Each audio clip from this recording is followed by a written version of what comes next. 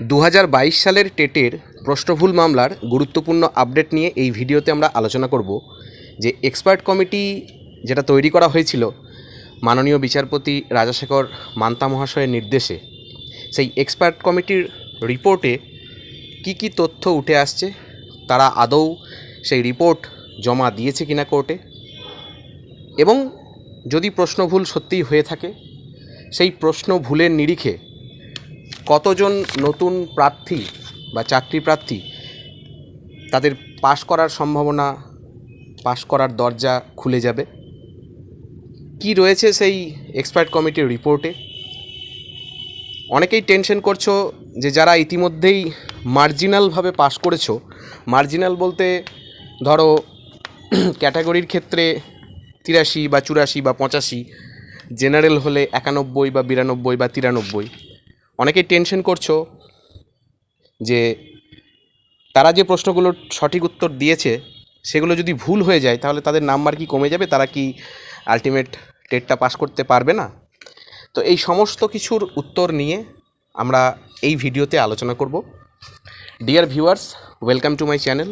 আপনারা যারা আমার চ্যানেলে নতুন তারা অবশ্যই চ্যানেলটিকে সাবস্ক্রাইব করে পাশে থাকা বেল আইকনটা ক্লিক করে রাখবেন, যাতে এই ধরনের ভিডিও সবচেয়ে তাড়াতাড়ি আপনাদের কাছে পৌঁছে যায়।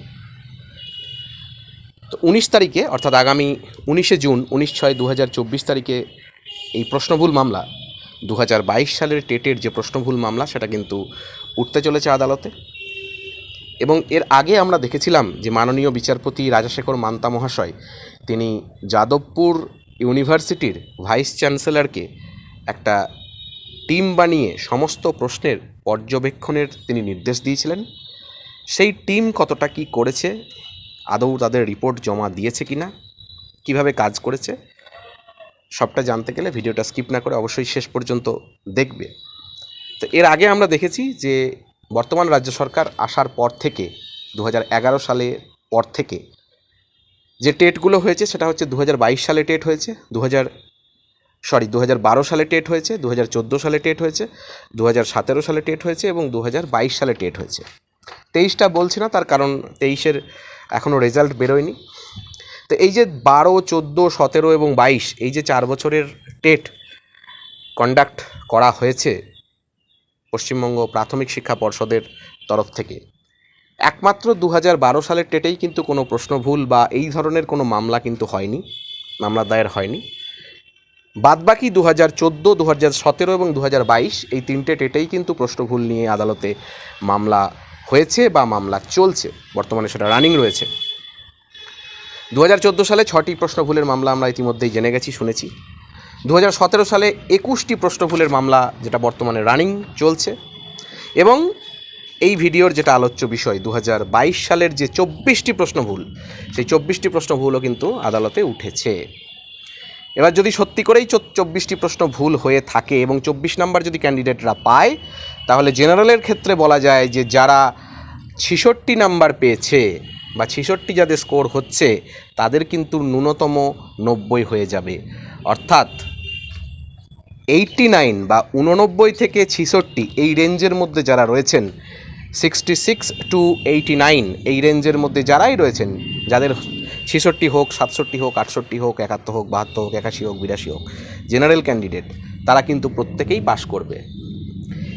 ক্যাটাগরির ক্ষেত্রে ঠিক 24টা বাদ দিয়ে দাও 83 থেকে, তাহলে হচ্ছে 59।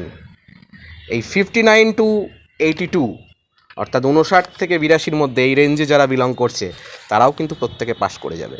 তো খুবই গুরুত্বপূর্ণ হতে চলেছে এই রায়দান, আমাদের সেদিকে অবশ্যই নজরে থাকবে। এবার এই যে 2022 সালের যে 24টা প্রশ্ন ভুল নিয়ে যে মামলা, এই মামলাতে আমরা আগে দেখেছি যে পর্ষদের উপর কিন্তু প্রচণ্ড ক্ষুব্ধ হয়েছিলেন মাননীয় বিচারপতি রাজাশেখর মান্তা মহাশয়, এবং তিনি তখন একটা এক্সপার্ট কমিটি গঠন করার নির্দেশ দেন। সেই এক্সপার্ট কমিটি কারা? যাদবপুর ইউনিভার্সিটির ভাইস চ্যান্সেলরের তত্ত্বাবধানে একটা টিম, সেই টিমকেই এক্সপার্ট কমিটি বলা হচ্ছে। তাদের কাজ কি হবে? তারা কোথায় প্রশ্ন ভুল রয়েছে, কি ভুল রয়েছে, তার সঠিক উত্তর কি হওয়া উচিত ছিল, অপশনগুলো কি সঠিক আদৌ দেওয়া হয়েছিল কি না, নাকি অপশনের ক্ষেত্রেও সঠিক অপশন দেওয়া হয়নি পর্ষদের তরফ থেকে বা পর্ষদ প্রকাশিত প্রশ্নপত্রে টেটের, টেক্সট বুক ধরে ধরে খুঁটিয়ে সমস্ত তথ্য কিন্তু এই এক্সপার্ট কমিটিকে দেখার যে নির্দেশ বা তারা কিন্তু সেই নির্দেশ প্রাপ্ত হয়েছিলেন। এবারে তারা যে তথ্য পাবে, অর্থাৎ তাদের এই যে সার্ভে বা তাদের এই যে সমগ্র খতিয়ে দেখার প্রক্রিয়া, এতে থেকে তারা যে তথ্যটা পাবে, এই এক্সপার্ট কমিটি যে তথ্য পাবে, সেই তথ্য কিন্তু তারা হলফনামা আকারে মুখবন্ধ খামে তারা কিন্তু আদালতে জমা করবে বা পেশ করবে। এগুলো হয়তো অনেকেই জানেন এই বিষয়টা। তো এখন প্রশ্ন উঠছে যে এক্সপার্ট টিম কি অলরেডি এই কাজগুলো করেছে? যেটা সূত্র মারফত জানা যাচ্ছে যে এক্সপার্ট কমিটি, অর্থাৎ এই যে যাদবপুর ইউনিভার্সিটির ভাইস চ্যান্সেলর এর নেতৃত্বে যে এক্সপার্ট কমিটি, তারা কিন্তু ইতিমধ্যেই এই কাজগুলো সম্পন্ন করেছে।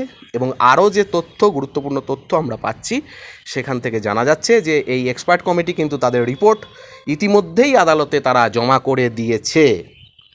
এবার বর্তমানে কোর্টে সামার ভ্যাকেশন চলছে।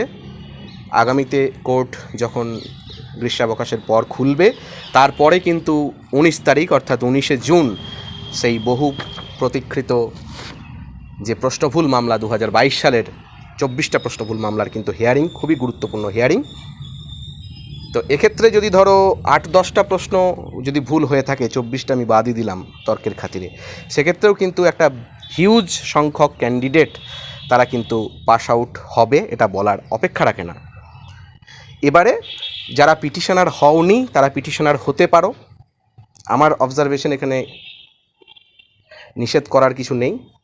অনেকেই প্রশ্ন করছো, ফোন করছো, মেসেজ করছো, পিটিশনার তোমরা চাইলে হতেই পারো। অনেকেই প্রশ্ন করছো যে রায়টা কি শুধু পিটিশনারদের জন্যই হবে নাকি ওভারঅল একটা রায় বেরোবে? এটার কোনো গ্যারেন্টি দেওয়া যায় না। এ প্রশ্নের উত্তরের কোনো গ্যারেন্টি নেই।